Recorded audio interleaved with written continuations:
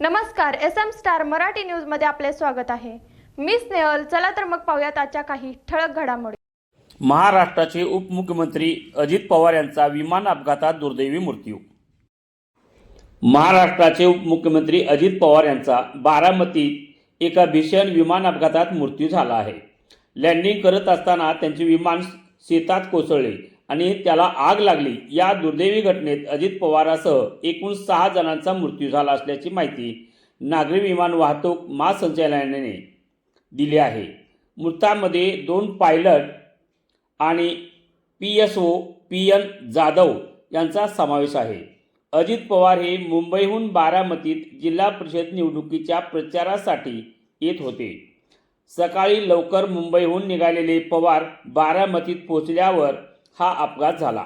या घटनेने महाराष्ट्राच्या राजकीय वर्तुळात मोठी शोककळा पसरली असून राष्ट्रवादीच्या नेत्यांनी आणि कार्यकर्त्यांनी तीव्र दुःख व्यक्त केले आहे। महाराष्ट्रासाठी आजची सकाळ अतिशय धक्कादायक ठरली आहे। राष्ट्रवादी काँग्रेसचे प्रमुख आणि महाराष्ट्राचे उपमुख्यमंत्री अजित पवार यांचा विमान अपघातात दुर्दैवी मृत्यू झाला। बारामतीत लँडिंग दरम्यान अजित पवार यांचा विमान कोसळलं आणि त्यांना भीषण आग लागली। या दुर्दैवी अपघातात अजित पवार यांच्यासह 6 जणांचा मृत्यू झाला आहे। अपघात इतका भयानक होता की विमान पूर्णपणे उद्ध्वस्त झाले आणि हवेत जोराचे लोट पसरले। त्यांच्या निधनामुळे संपूर्ण राज्यभर शोककळा पसरली आहे। 22 जुलै 1959 साली जन्मलेले अजित पवार यांचा राजकारणात मोठा दबदबा होता। 1982 साली त्यांनी स्थानिक राजकारणात प्रवेश केला।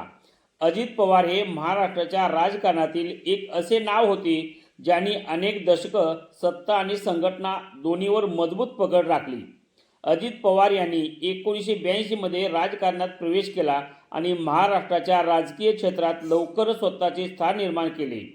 त्यांचे काका शरद पवार यांच्यासोबत त्यांनी काँग्रेस पक्ष आणि नंतर फुटलेली राष्ट्रवादी काँग्रेस पक्ष मजबूत करण्यात महत्त्वाची भूमिका बजावली। ताज्या घडामोडींसोबत अपडेट राहण्यासाठी SM स्टार मराठी न्यूज चॅनलला सबस्क्राइब करा।